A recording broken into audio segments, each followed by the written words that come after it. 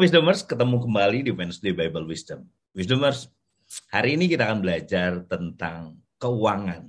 Kalau kemarin kita belajar sedikit tentang flexing dan tren-tren yang terjadi, tapi saat ini kita akan perdalam lebih dalam lagi dan juga kita akan membahas tentang bagaimana menginvestasikan uang dengan baik. Bagaimana Tuhan berkata tentang keuangan. Apa yang harus kita lakukan di masa depan untuk kita bisa mengatur keuangan kita lebih lagi. Yuk kita akan belajar lebih dalam lagi apa yang ingin Tuhan sampaikan buat kita. Alkitab, firman Tuhan sudah menyiapkan itu semua buat kita. Jangan khawatir tentang apapun juga. Kita belajar membuka cakrawala kita lebih luas lagi untuk menjalankan apa yang menjadi kehendak Tuhan pada zaman ini. Sebelumnya, yuk kita berdoa dulu. Bapa, kami mengucap syukur buat segala kebaikan-Mu. Kami tidak akan pernah kekurangan. Kami akan terus Tuhan Yesus Tuhan menjalani hari-hari kami dengan sukacita dan damai sejahtera. Semuanya karena-Mu Tuhan. Terima kasih. Terima kasih buat semuanya. Engkau baik. Engkau baik. Engkau baik. Bapa, izinkanlah pada saat ini kami akan belajar tentang firman-Mu, tentang Engkau lebih lagi Tuhan. Bagaimana Engkau menyingkapkan rahasia-rahasia apa yang ada di dalam Alkitab, buat kami mengerti di mana diejawantahkan dalam kehidupan kami sehari-hari pada zaman ini Tuhan. Biarlah Tuhan kami tidak terjebak pada hal-hal yang salah. Biar Engkau yang memberikan kami early warning Tuhan Yesus. Sehingga apa yang kami lakukan Tuhan Yesus, kami terus Tuhan berada di dalam genggaman erat-Mu Tuhan. Terima kasih buat semuanya. Kami serahkan hidup kami kepadamu. Kami serahkan seluruh keluarga kami, bisnis kami, pekerjaan kami. Semuanya kami serahkan kepadamu karena kami tahu hanya Engkaulah tempat teraman yang ada di dalam dunia ini. Terima kasih Tuhan, Engkaulah terkasih jiwa kami, Engkaulah kekasih jiwa kami. Kami berdoa buat Pastor Aruna Wirjo Lukito sebagai narasumber. Kami berdoa Tuhan Yesus buat Pak Gunawan sebagai gembala Tuhan Yesus di Kebon Siri. Engkau yang berkati hamba-Mu berlimpah-limpah dan perluas daerahnya, dan kiranya tangan Tuhan selalu menyertai dan melindungi hamba-hamba-Mu ini Tuhan, daripada malapetaka sehingga kesakitan tidak menimpa mereka Tuhan. Berkati seluruh tim yang ada, admin Tuhan Yesus. Kami tahu Tuhan Yesus Tuhan, kami semua bersatu hati melakukan apa yang menjadi kehendak Tuhan untuk menyajikan hal-hal yang baik Tuhan Yesus, sehingga banyak orang terbukakan. Biarlah apapun yang kami lakukan, tim admin yang lakukan, semua tim yang ada di belakang Tuhan boleh menyenangkan hati-Mu. Terima kasih Tuhan, terima kasih Engkau yang pimpin tayangan ini dari awal pertengahan hingga akhir, biar menjadi kehendak Tuhan dijadi. Di dalam nama Tuhan Yesus Kristus. Haleluya. Amin. Wisdomers, selamat menyaksikan.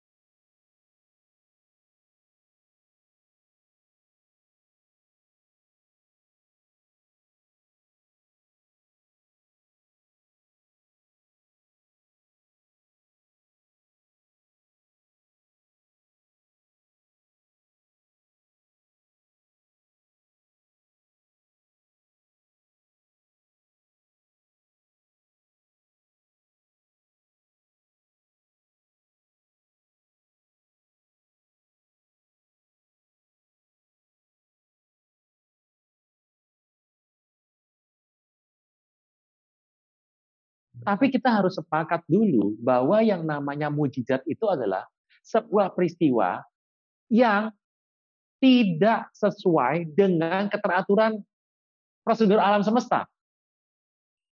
Misalnya, yang mujizat, tangan tidak ada didoakan keluar tangan. Ya. Angkat ya Pak Bro ya. Ya. Jadi saya pun harus mengatakan Pak Bro, ada beda loh. Karunia kesembuhan sama karunia mujizat itu beda Pak Bro. Nah, tapi kalau Pak Bro misalnya gini, apa beda kesembuhan sama mujizat? Ada yang bilang gini, kalau misalnya dari panu kemudian hilang panunya itu apa? Sembuh apa mujizat? Oh, itu sembuh Pak. Lah kalau klep jantung bocor tiba-tiba darahnya normal lagi itu apa? Mujizat. Gitu. Kalau itu kurap tiba-tiba mulus itu apa? Sembuhan. Gitu. Kalau tangannya tertekuk gitu ya, terus tiba-tiba tangannya bisa lurus lagi itu apa? Mujizat. Lama-lama kita berpandangan kalau yang namanya penyakit-penyakit sederhana itu namanya kesembuh, kalau yang penyakit organ-organ internal itu mukjizat. Ya kalau gini aja Pak Bro. Pak Bro bikin acara KKR kesembuhan ilahi, saya bikin KKR mujizat ilahi. Yang punya saya pasti rame. Ya, mujizat sama sembuhan itu beda. Kesembuhan itu barangnya masih ada Pak Bro, tapi diperbaiki. Tangannya begini, tangan jadi lurus, namanya sembuh. Tapi nggak ada tangan, keluar tangan, namanya mujizat. Nah, nanti Pak Bro berkatakan, loh, kalau tiba-tiba terima berkat uang segitu banyak, mujizat dong. Loh, menerima uang itu perkara biasa, gitu ya. Nah, kan ini juga diksi, soalnya kan gimana ya? Tapi orang bisa bilang, yang penting saya mencintai Tuhan ya. Enggak, ini kan mengajar itu kan ada diksi-diksinya, ada kata-katanya. Jadi Pak Bro seperti ada instan. Nah, Pak Bro. Kalau kita melihat sesuatu Pak Bro, yang secara logik nggak masuk akal, tidak ada kegiatan resminya yang dimana Anda berpikir kok bisa seperti ini, something wrong. Dan itu hati pertama pasti sudah bicara. Mau instan Pak Bro, karena manusia tuh pengen seperti jadi Tuhan. Instan itu hanya Tuhan yang bisa buat Pak Bro. Jadilah terang, langsung jadi. Instan tuh Pak Bro. Lah manusia ingin menyamai dengan Tuhan dengan cara apa? Instan. Setelah kita punya karunia Roh Kudus, salah satu pertimbangannya adalah berarti saya berhak untuk jadi seperti Tuhan, untuk bikin instan. Lama-lama kita bukannya tunduk pada Roh Kudus, kita mau tanda kutip menggunakan itu sebagai sarana untuk egois kepentingan kita sendiri.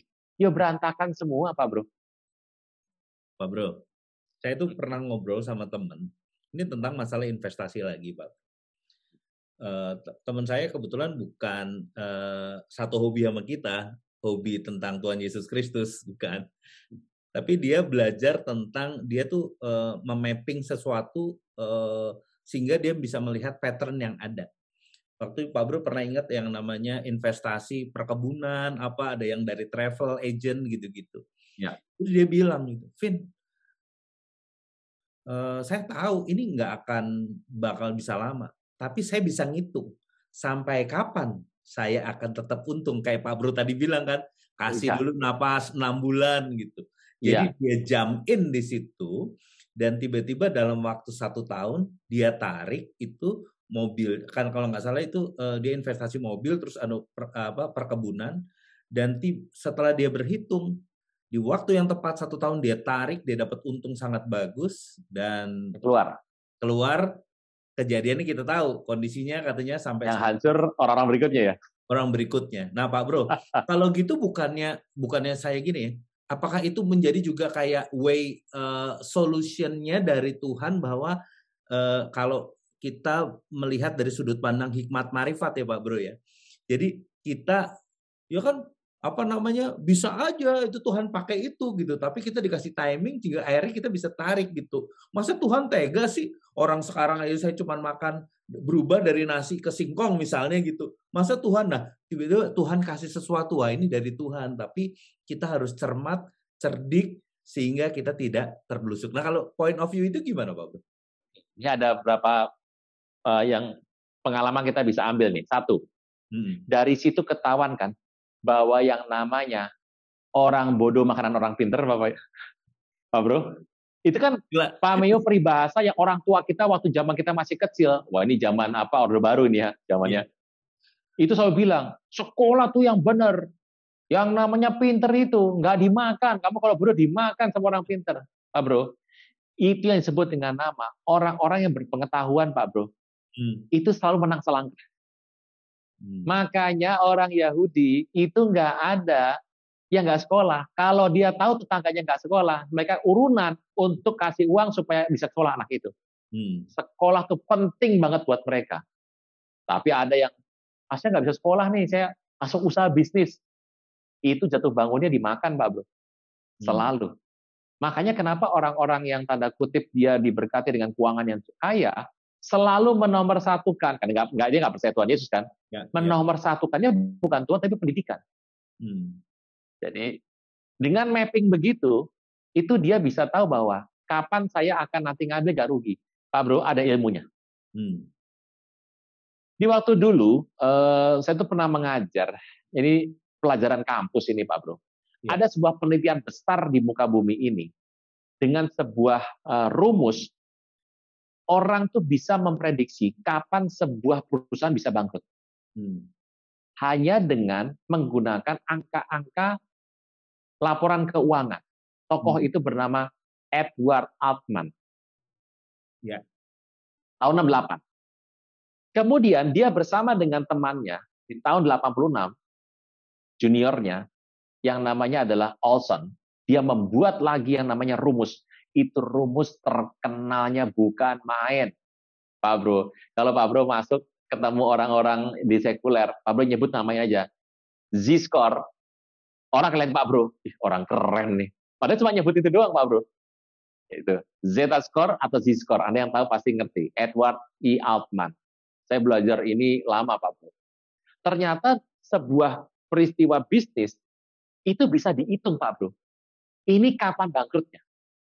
Lah saya nggak tahu, orang ini memang dapat anugerah, belajar, atau memang dia punya pengalaman. Karena bisnismen yang memang memegang perusahaan besar, itu feelingnya kuat Pak Bro. Jadi nomor satu kita belajar Pak Bro.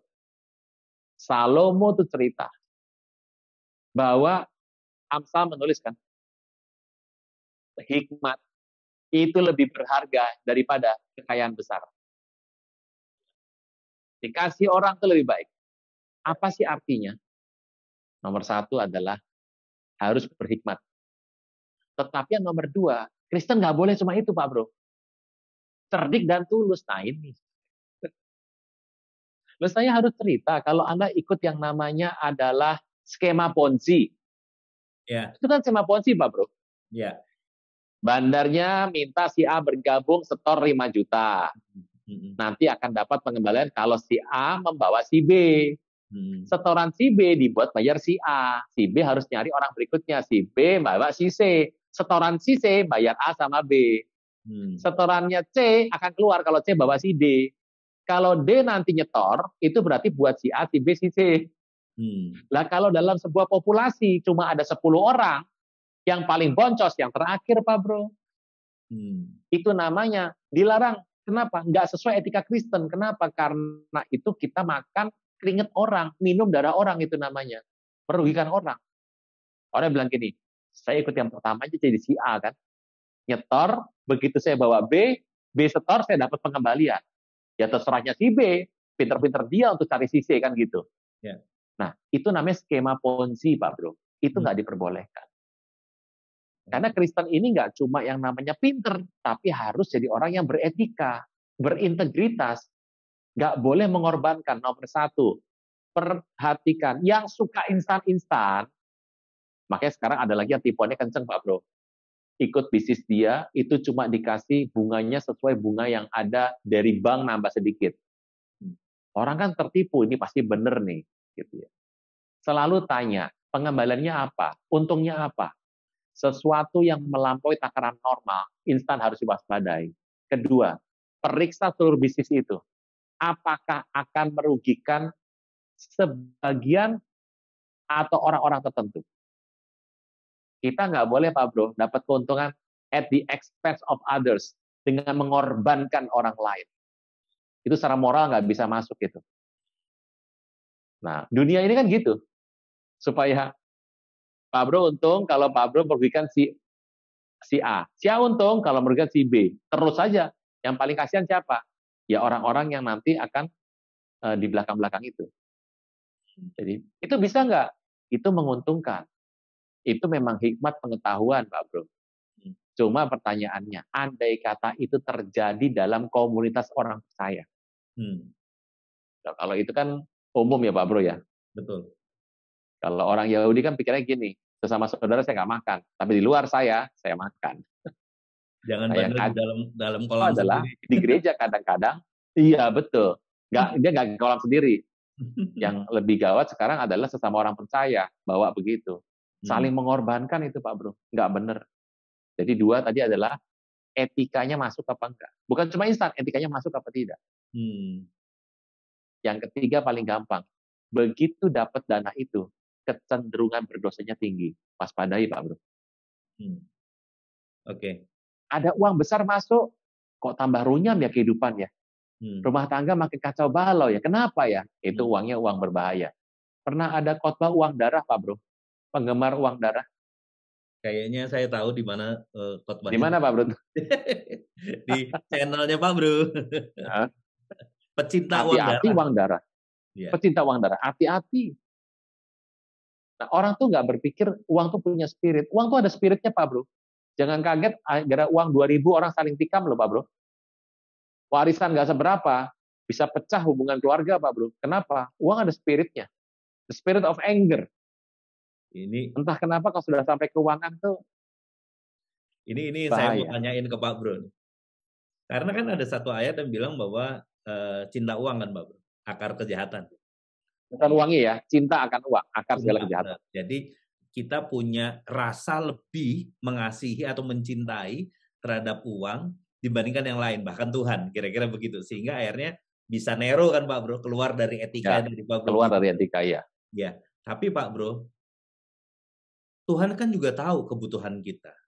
Misalnya nih Pak Bro, masa pandemi terpaksa harus ada pengurangan. Kita punya anak bayi misalnya, boro-boro mau dibeliin air susu yang layak lah, buat bukan yang mahal tapi yang layak. Akhirnya adalah diberikan substitusinya.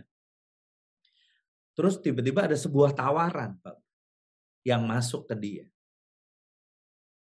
Nah, Pak Bro, kalau kayak gini kan dihadapkannya kan jadi bingung Pak. Jadi banyak orang akhirnya begini, mohon maaf, Tuhan, apakah kamu tuh sayang sama aku apa enggak sih? Loh, kondisiku loh kayak gini gitu. Aku tuh bukannya cinta sama uang, tapi keadaanku membuat aku seperti ini. Akhirnya butuh. Iya. Tindakan-tindakannya terjadi salah satunya tadi, Pak. Tergiur pada sesuatu yang instan. Nah, kan kita harus hatinya netek dulu tuh, Pak Bro. Netek dulu harus apa? Solid dulu. Tidak bisa, Pak Bro. Nggak bisa, Pak Bro, karena begini. Untuk orang ikut Tuhan, itu tuh nggak bisa seketika berubah-berubah. Saya bacakan ya, pendapat dari orang paling kaya yang pernah hidup di muka bumi. Temannya Pak Bro namanya Salomo. Iya. Gitu.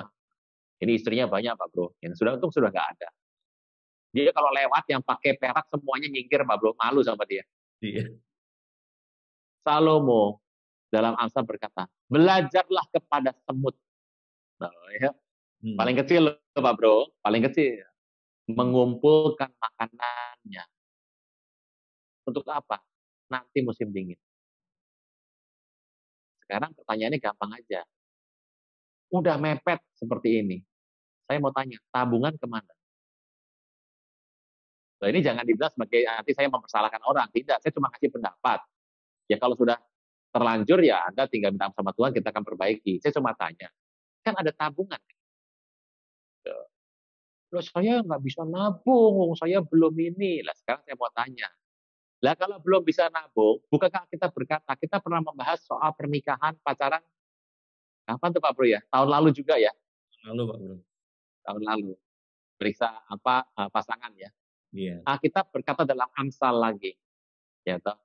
Selesaikan pekerjaanmu, persiapkan itu, baru dirikan rumah tanggamu. Iya, betul.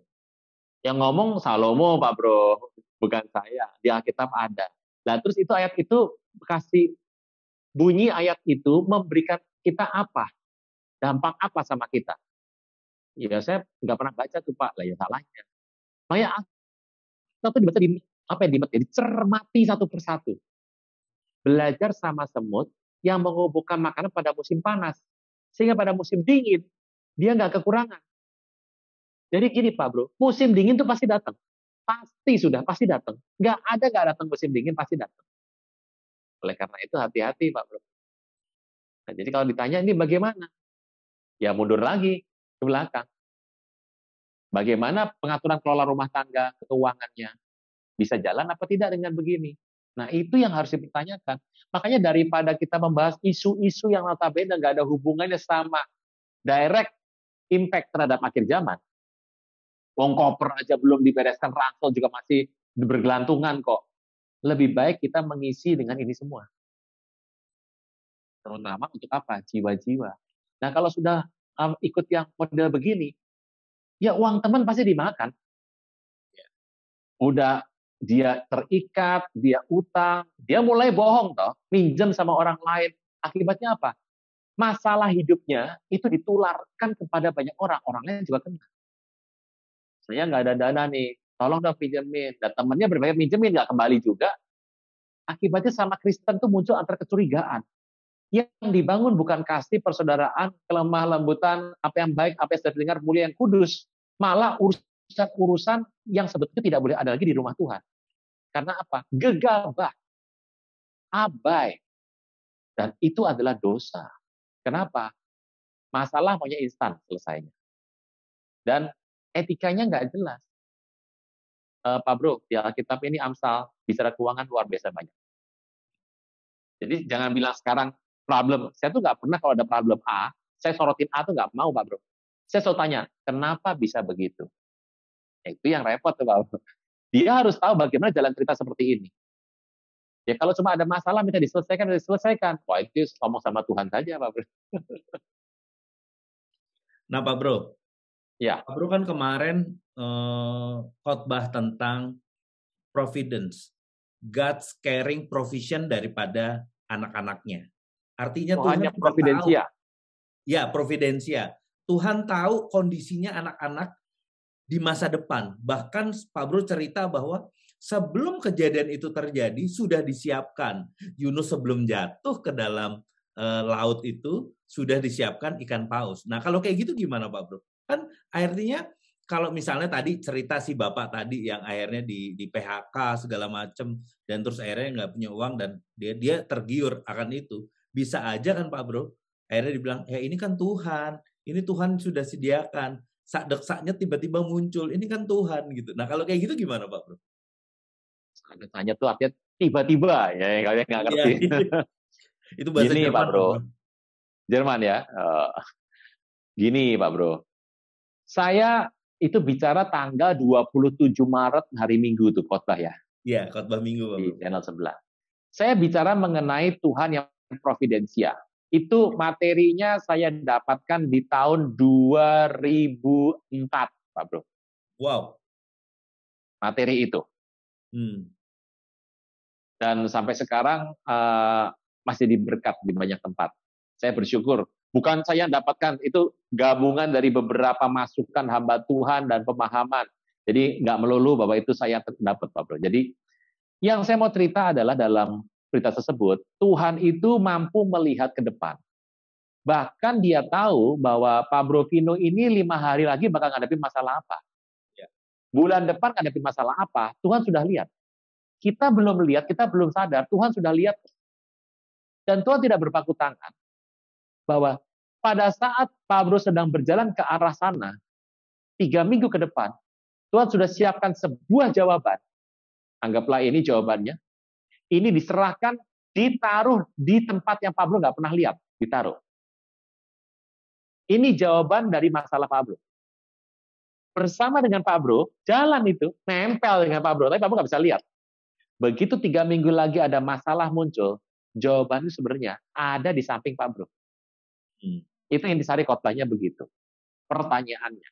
Berarti Pak Bro mau mengatakan bahwa, kalau orang ada masalah, sebetulnya ada jawaban dong.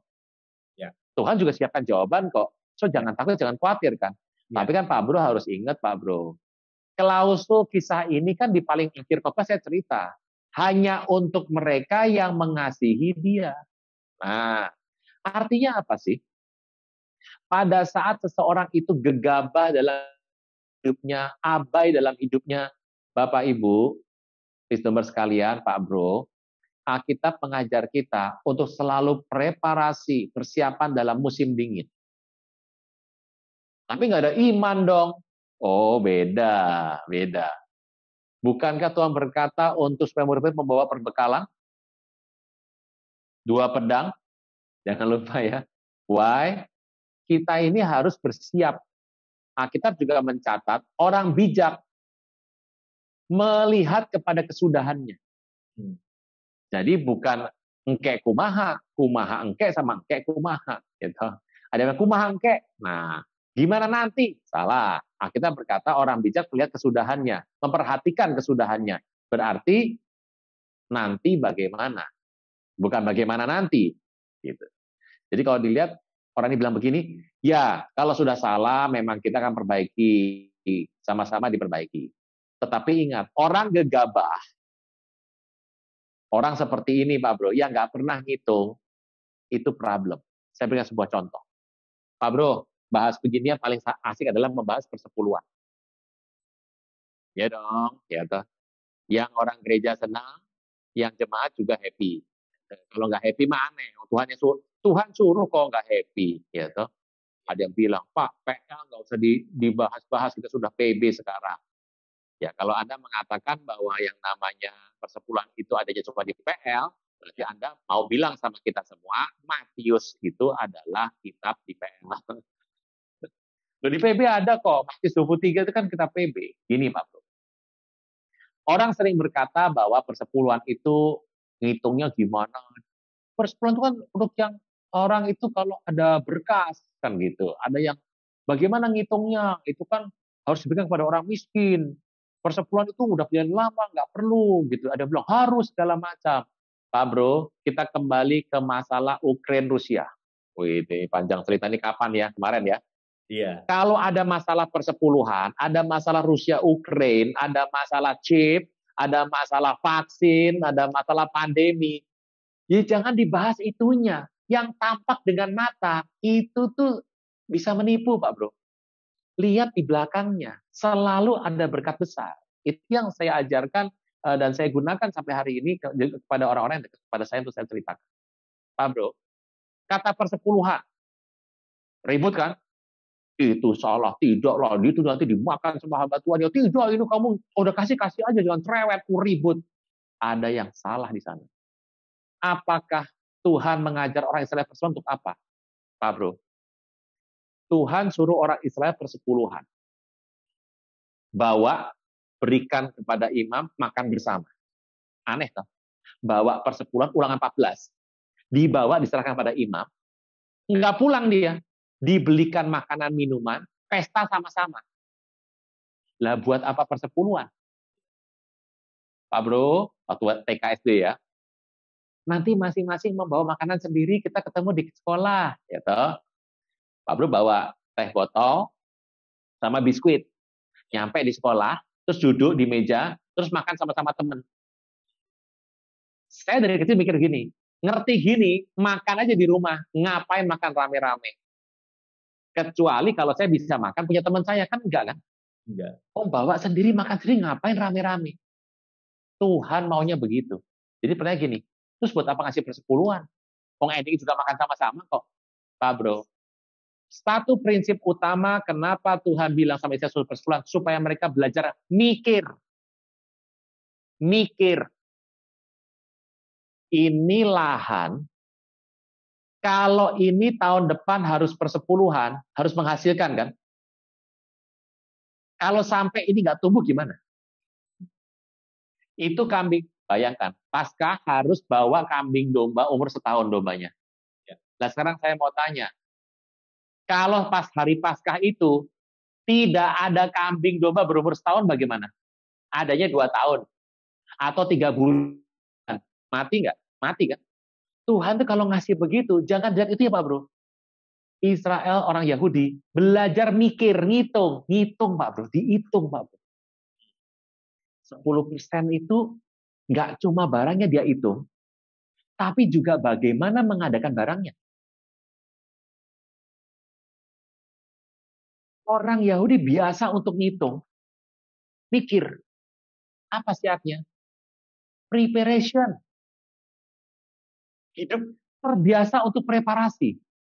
Terus, ini kalau sampai gagal, harus ngasih imam. Kalau Anda persembahan korban salah sama Tuhan, harus bawa kambing domba kan? Lah kalau misalnya kambing dombanya gugur terus, mati, dimakan sama serigala sama singa, dia nggak mau jaga, males tidur, ngorok, tiap hari ngorok, dimakan sama singa, habis. Terus dia buat salah. Korban penebus salah harus korbankan korban bakaran. Nah kalau nggak punya kambing gimana? Kalau males gimana? Orang Israel harus hitung. Kalau dia mau dosanya banyak, kambingmu banyak. Kalau kau nggak sanggup untuk nggak punya kambing, jangan berdosa, Pak Bro. Itu dihitung loh, Pak Bro. Orang makanya zaman itu orang kaya kacau semua. Kenapa? Orang kaya berasa dosanya boleh banyak kan? Ya. Makanya kita berkata orang kaya nggak masuk surga. Kita stres semua. Di Cepat kita ini, Pak Bro, di anggota BBW kaya semua ini, Pak Bro. Bisa nangkep ya, Pak Bro ya? Bisa teman-teman bisa nangkep ya. Jadi harus mikir. Nah, waktu orang tuh persepuluhan dia mulai mikir, dan nggak cuma mikir itunya, Pak Bro, ngitung ini ada nggak ya? Dia mau dosa. Kalau sampai dosa, di rumahnya nggak ada gandum, nggak ada jelai, nggak ada kambing, nggak ada lembu, mati itu hubungannya, Pak Bro. Itu semua dihitung. Makanya kita berkata Wahyu 13, barang siapa bijaksana, baiklah dia menghitung, bilangannya seorang manusia. Orang bijak apa cirinya? Suka ngitung, Pak Bro. Ada yang bilang nanti, istri saya bijak banget, Pak, hitung-hitungan orangnya. Nah, itu dia. Pak Bro, ya. Gaya suka mikir, suka ngitung, preparation itu yang membentuk nilai mereka. Makanya lihat bangsa ini, pinter dan canggih kan. Dia hitung. Orang yang biasa persepuluhan, Pak Bro, itu ngitungnya kuat. Karena dia gini, ini dapat uang 1 juta nih. Saya sudah kasih 100.000, tinggal 900. Berarti saya harus lebih pinter ngatur ketimbang orang yang punya 1 juta. Benar nggak, Pak Bro? Betul. Belum kita harus nabur untuk yang lain. Apakah dengan uang 800.000, saya harus fight sama orang yang punya 1 juta? Ya. Pak Bro, orang fasik nggak pernah persepuluhan. Orang fasik nggak ada nabur. Berarti harusnya orang fasik lebih sukses daripada kita dong. Betul. Modalnya lebih gede kan. Betul. Jadi Kristen tuh repot loh, Pak Bro. Iya dong. Harus ini itu. Pak Bro pulang malam doa dulu tuh baru tidur tuh. Iya. Bangun pagi doa dulu tuh. Iya. Yang nggak ikut Tuhan, pulang malam nggak pakai doa, tidur pagi-pagi tidur lebih lama. Berarti harusnya orang-orang fasik jauh lebih seger daripada kita kan. Betul. Makanya jadi orang Kristen itu harus ngitung. Jangan beban ini ditambah ke beban-beban yang lain. Nah, ini loh Pak Abri saya mau cerita. Jadi konsep persepuluhan itu sebetulnya belajar hidup preparation ngitung. Itu yang dikendaki dari awal. Jadi orang pikir bukan cuma dombanya. Itu kan PL. Nah, kalau udah PB, prinsip ini. Ya, makanya banyak orang Kristen nabur kiri kanan, keluarganya berantakan. Kenapa? Nggak ngitung. Ya, terbiasa hidupnya gegabah, nggak ngitung. Akibatnya apa? Yang membuat dia gagal dalam hidup bukan persepuluhannya. Ketidakmampuan untuk menghidupi hidup yang prepare. Nggak terbiasa. Alkitab ini semuanya mengajar sesuatu hal yang unik, Pak Bro.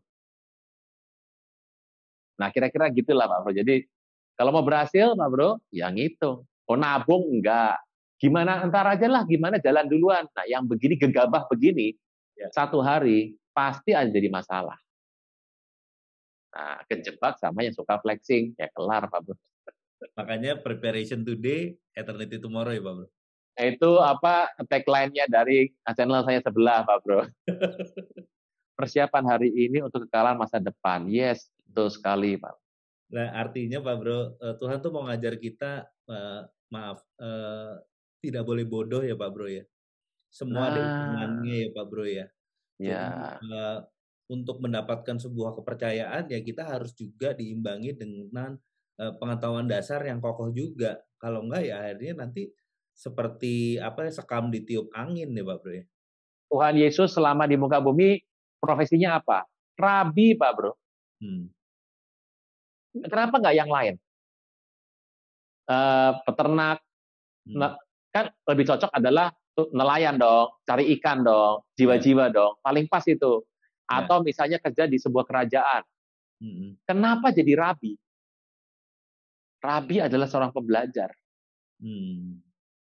Nah, dari sini kita bisa tahu bahwa negara-negara yang menganut kekristenan, Pak Bro, lihat maju apa enggak?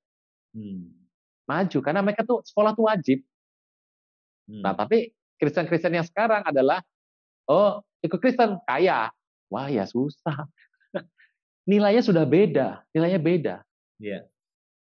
Nah, Pak Bro, tadi kita udah bicara keuangan yang seru banget segala macam. Nah, butuh sekali Pak Bro guidance cara yang nyata gitu Pak Bro. Step 1 apa sih, step 2 apa, step 3 apa supaya kita tidak jatuh di dalam jebakan-jebakan serigala berbulu domba Pak Bro. Oke. Stepnya pasti banyak Pak Bro, bisa 20 lebih. Tapi nomor 1 tadi ada stepnya etika sama teknis ya. Ya. Teknis masuk, etika nggak masuk jadi ambil. Etika masuk, teknisnya harus pinter. Kalau nggak jangan diambil juga. Etika sudah jelas tadi, jangan mau yang instan. Ya. Jelas nih, nggak boleh nih. Kedua, kita harus beretika, nggak boleh minum keringat orang lain. Mengambil sesuatu tanpa sebuah pemahaman itu pencurian. Persetujuan orang lain itu pencurian, Pak Bro. Jadi apalagi itu saudara sendiri, nggak bisa, nggak boleh. Instan dan itu dosa. Yang terakhir, nggak tahan dihormati manusia. Ini etika yang harus kita pegang dulu. Ya. Contoh, Pak Bro nambah dana berlipat kali ganda, hidupnya langsung berubah. Kenapa sih orang ingin dapat sesuatu, menambah ini? Nggak aneh untuk belajar, tapi kalau belajar hanya untuk nambah titel, belajar ala kadarnya, pokoknya pakai yang cara cepat, yang ilegal demi dapat untuk dihormati orang. Pak Bro, kena selalu dosanya di situ. Itu etika. Teknis, ini penting. Nomor 1. Jangan lupa persepuluhan. Hitung. Itu penting. 2. Anda harus tahu dana kira-kira yang Anda pakai dalam kehidupan kita. Nabung itu adalah biasanya 10% minimal. 10% nabung. Selebihnya dikelola. Gitu. Ada benih, ada roti. Ada yang dimakan, ada yang ditabur. 10% nabur itu adalah sebuah hal yang kita akan lakukan. Bapak Ibu, kalau orang percaya nggak usah. Kalau saya, PL saya buat, PB saya buat. Gitu. Nah, kalau Anda mau buat PB saja, lah PL-nya dibuang aja kalau berani, kan nggak boleh, Pak Bro. Satu, ya. Jadi, gunakan dana yang dingin. Kalau investasi, dana buat makan diinvest. Ada beda loh, Pak Bro. Ya, kalang kabut semuanya. Gunakan dana yang dingin. Berapa sih hitungannya yang tadi? 10, 80-nya dimakan. Kalau makin kaya, nanti 10-nya persepuluhan untuk menabur untuk kegiatan rohani, nabungnya 20, makannya 70. Gitu. Makin kaya lagi, 10, 30, 60-nya dikelola. Gitu. Itu teknisnya, Pak Bro. Ya. Di mana tempatnya? Bapak Ibu, Anda harus investasi.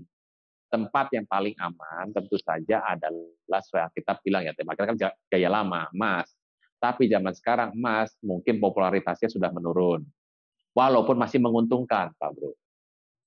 Bisa dicoba instrumen-instrumen, kertas berharga, surat berharga. Lihat apakah pemerintah memberikan rekomendasi apa tidak, ada payung hukumnya apa tidak.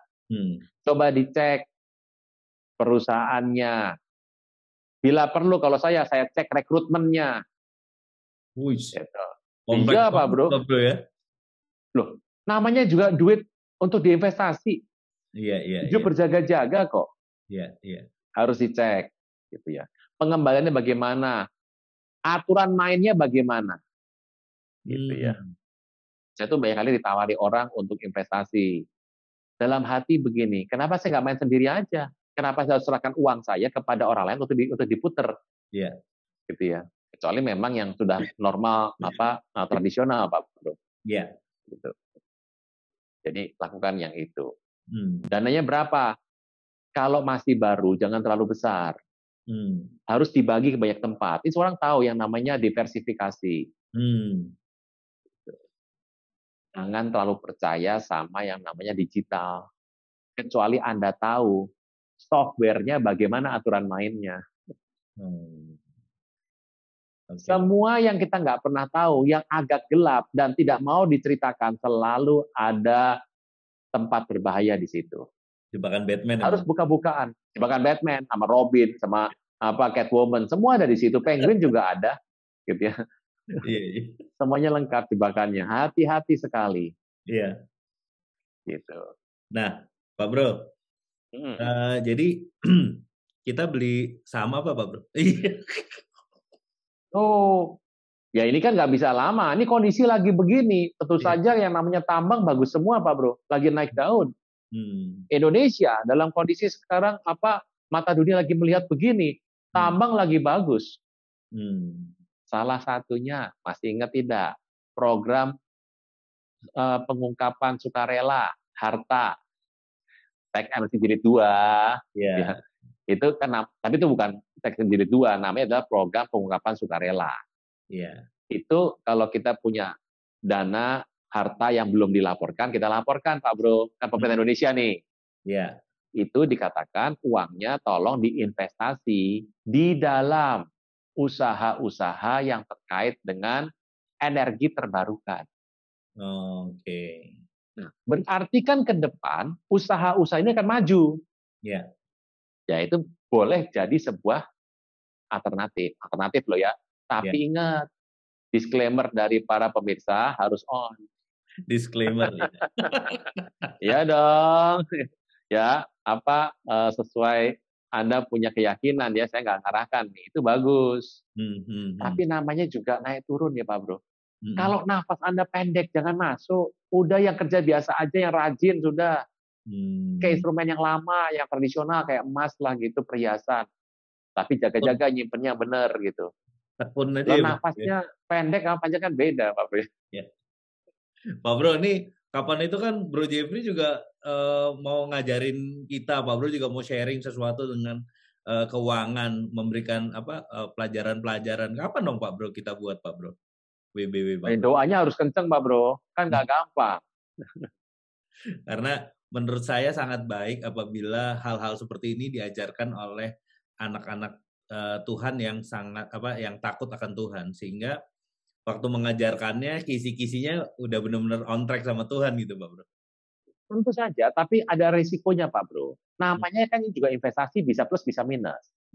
Lah kalau pikirannya semuanya mau untung saja, nggak pernah mau ada proses, nanti kalau pasti proses menyalahkan tutornya, menyesatkan kami terperosok.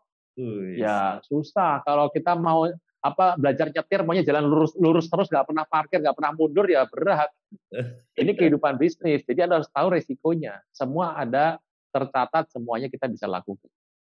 Kedua, ke depan Pak Bro, keuangan akan jadi digital, bentuknya kripto kan.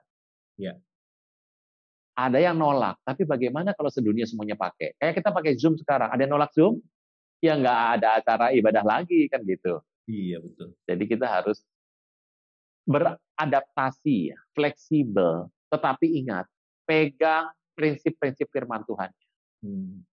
Selama kita mengasihi sama manusia, nggak merugikan mereka, selama kita jujur depan Tuhan, ya kalau kita terperosok karena ketidaktahuan tidak apa-apa. Jangan karena kita sudah tahu, tapi kita sengaja untuk pancing orang, nggak boleh. Di Indonesia sebetulnya kalau pemerintah sudah cukup aware, waspada terhadap tipuan-tipuan seperti ini. Cuma kan tentu saja orang ada yang nyelonong ya, nggak direkomendasi, nggak di ACC, nggak di approve-nya dilakukan kok. Gitu. Pak Bro, high risk, high return Pak Bro.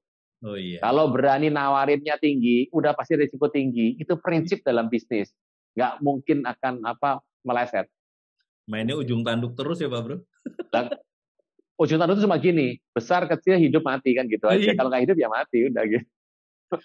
Wah Pak Bro, ini seru banget kita ngobrol, udah sampai 3 seri nih Pak Bro. Dari ngobrol. Masuk binary option tuh Pak Bro, binary option. Nah itu kan cuma naik turun aja. Bukan berarti kalau saya bilang pemerintah nggak kasih payungnya, bukan berarti itu pasti dosa ya, belum tentu loh. Cuma saya harus bilang, berhati-hatilah. Jangan mau, pegang satu aja Pak Bro. Kalau tiba-tiba hati kita pengen cepat jadi kaya, mundur 2 langkah. Paling benar itu adalah kerja yang jujur. yang barangnya ada. Itu Pak Bro. Gitu. Oke, Bapak. Ini namanya juga investasi tambahan. Jangan jadikan yang utama. Gitu. Nah, ini nanti kalau meet and greet boleh dong Pak Bro kalau ada yang mau konseling tentang kayak ginian. Nah, kalau konseling satu persatu dengan bisnis yang ngabisin waktu bukan apa-apa. Iya. Gini, saya nanti kan kita buka meet and greet interaktif ya Pak Bro ya. Ya. Tanyakan itu yang esensial, yang penting. Jangan semuanya, Pak, ini yang bagus yang mana? Investasi yang bagus saya harus tanya dulu, punya uangnya berapa? Ya. Itu uangnya mertua apa uang sendiri, kan gitu? Atau uangnya orang tua atau uang sendiri? Ya. Kedua, ngerti nggak apa instrumen-instrumennya? Saya nggak ngerti apa-apa, taunya ya cuma itu Pak, bank sama emas, ya kan nggak bisa cerita. Kedua, ini uang dingin apa enggak nih? Gitu. Dan sudah punya siap hati Pak belum? Lebih daripada itu, saran saya satu, waktu sudah singkat Pak Bro. Lebih fokus untuk bendahara tidak jujur. Gunakan ini, uang di muka bumi ini, untuk supaya kita diterima di surga. Artinya apa? Nabur, dan nabur. Ya. Masih banyak orang yang belum tidak bisa makan, Bapak Ibu. Ya. Gitu ya. Makanya kalau ada yang suka nanya, ini kayak mau nabur ini, kan admin selalu cerita kan. Ya. Coba tabur kepada tempat-tempat yang memang Bapak Ibu tahu lagi membutuhkan. Dan masa pandemi ini kesempatan loh Pak Bro buat nabur, udah mau cabut nih pandeminya. Betul. PPKM-nya. Kesempatan ya Pak Bro. Iya. Oke Pak Bro. Oke. Iya. Nah, 3 seri kita udah lewat Pak Bro. Ngebahas. Terima kasih akhirnya Pak Bro memberikan pencerahan buat Ukraina, Rusia. Teman-teman yang banyak bertanya di grup juga ada di chat-chat di tayangan. Kita sudah dijawab oleh Pak Bro tentang Ukraina dan Rusia. Nah, Pak Bro, ini kan juga harus kita berhati-hati dalam situasi saat ini. Tahun ini kan tahun Sabat, Pak Bro. Kita harus berhati-hati. Ini tahun Sabat betul, Pak Bro. Nah, Pak Bro saran. Ya. Kan tadi saya sangat menekankan soal proses ya. Betul. Boleh nggak satu kali kita nih panggil seorang anak muda yang benar-benar dia tuh ngalami proses. Tapi bukan proses karena dia dosa ya, bukan. Proses untuk mencapai sesuatu apa yang dia bisa dapat hari ini. Masih muda. Nah, ini nggak flexing nih, asli nih. Asli. Pak Bro berarti udah ada kandidatnya nih Pak Bro? Kandidat banyak Pak Bro. Saya punya beberapa orang yang saya kenal usianya 20-an. Loh, kan kemarin dengan umur 23, wah flexing. Ini asli memang bentukan Tuhan. Dalam arti dia cinta akan Tuhan dan dibentuk dengan sebuah proses. Nggak gampang sebetulnya. Tapi hasilnya sekarang ya nggak bisa dibandingkan dengan yang namanya Lamborghini, Porsche, begitu nggak bisa. Tapi proses itu penting. Nah, Pak Bro, saya berharap bahwa kita ada contoh hidupnya. Bagaimana pikiran dia, pola pandangnya, termasuk kalau di anak muda sekalian Pak Bro ditanya mengenai pola pikir terkait dengan kegerakan hari-hari ini kekristenan. Jadi kita akan melihat contoh real ya Pak Bro ya. Contoh real. Jadi, namanya? Ya. Saya Bro Jeffrey kan waktu real orangnya datang beneran. Ini kali ini Pak Bro saya minta cari coba. Nanti saya akan hubungi beberapa orang. Datang untuk ini kegiatan dia apa? Prosesnya bagaimana dalam hidup ini? Dan proses ini adalah proses yang natural, artinya bukan proses tiba-tiba dia bertemu dengan sebuah suara, enggak Pak Bro. Kunjungan malaikat bukan. Nanti kita akan coba ya Pak Bro ya, di tahun Sabat ini berhati-hati soal keuangan. Ya. Kapan-kapan kita akan teruskan soal keuangan, tapi saya berharap bahwa ke depannya ada lagi anak-anak muda, yang muda bener Pak Bro. Kalau yang seusia kita mah susah ya, yang muda untuk bicara. Ya. Gitu. Oke Pak Bro. Nah, di ending ini Pak Bro boleh doain kita, lepaskan berkat buat kita semua Pak Bro. Kita berdoa. Bapa di sorga, dalam nama Tuhan Yesus, kami sudah melihat ada banyak hal, tapi ada banyak hal juga yang kami belum mengerti sampai hari ini. Kami mengalami, kami mendengar situasi yang ada di muka bumi ini, tapi kami tahu satu hal, bahwa kami harus segera menyelesaikan amanat agung.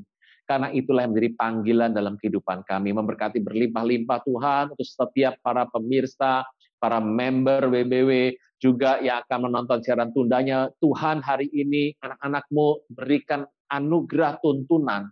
Kalau ada yang terikat dengan masalah keuangan, terikat dengan hutang, terikat dengan kemelaratan, biarlah belas kasihan Tuhan memberikan pencerahan, sehingga ada pikiran yang cerah dalam kehidupan mereka untuk menemukan apa yang Tuhan kehendaki menjadi solusi. Karena kami percaya Engkau Tuhan yang providensia. Terima kasih Tuhan Yesus, kalau ada member yang sedang dalam masalah-masalah saat ini, kekurangan dalam masalah pekerjaan, mencari pekerjaan, kami mengerti. Tuhan, berikan pengurapan dalam kehidupan mereka, favor dalam hidup mereka. Mereka mengerjakan dan apa yang mereka buat jadi berhasil. Seperti Kau memberkati Yusuf, Kau memberkati hamba-Mu Yakub, Tuhan berkati umat-Mu berlimpah-limpah saat ini. Terima kasih, berikan hati yang tulus di hadapan Tuhan, yang cerdik, yang mau ikuti proses Tuhan dengan tidak melongkap, men-skip dengan instan, tapi mau tunduk dengan rencana Tuhan, dan hatinya tidak mencintai kekayaan, tidak cinta akan uang, tapi menggunakan ini semua dengan bijak untuk kemuliaan bagi nama Tuhan. Tuhan Yesus, tangan-Mu yang penuh dengan kasih terentang saat ini, biarlah memberkati berlimpah-limpah dan limpah umat-Mu. Berikan tuntunan senantiasa supaya menemukan satu kebahagiaan sejati, kehidupan yang dicukupi dalam hidup ini, sehingga tidak ada yang kekurangan dalam hidup, makanan, minuman, pendidikan dalam rumah tangga, semuanya tersedia karena kebaikan Tuhan.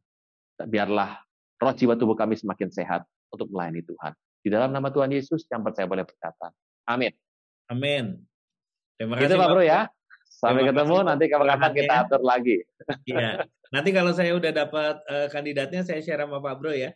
Buat anak muda kita bisa belajar. Saya juga akan nanti share, kita lihat siapa yang kita akan pilih sementara. Baik Pak Bro. Terima kasih banyak Pak Bro. Tuhan berkati. Tuhan berkati Pak Bro. Wisdomers, kita akan bertemu lagi di tayangan yang berikutnya, yang pastinya nggak kalah seru pembahasannya. Sampai jumpa di tayangan berikutnya. Tuhan Yesus memberkati.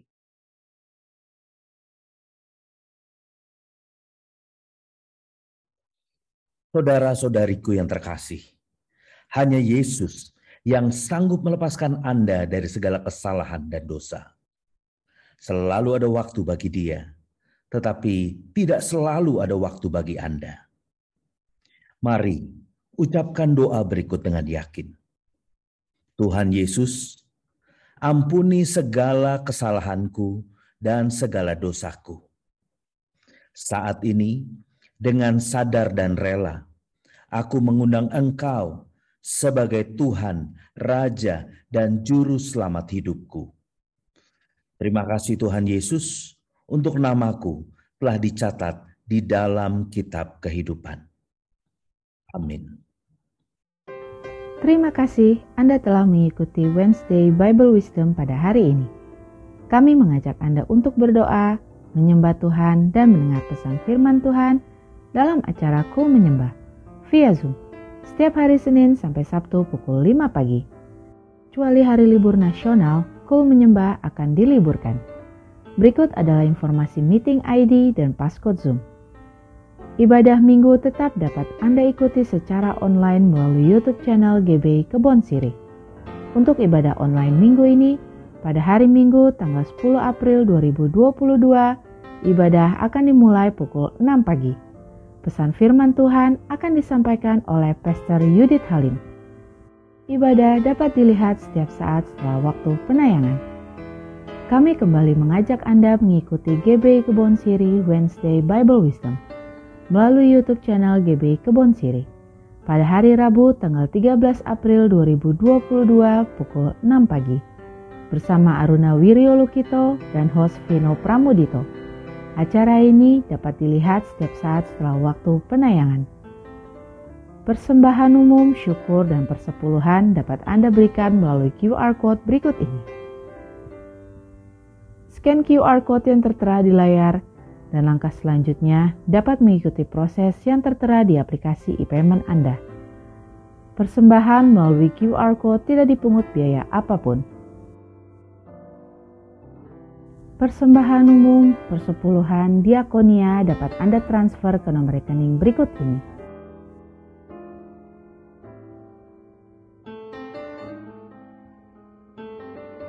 Untuk pelayanan baptisan dapat mendaftarkan diri di nomor berikut ini.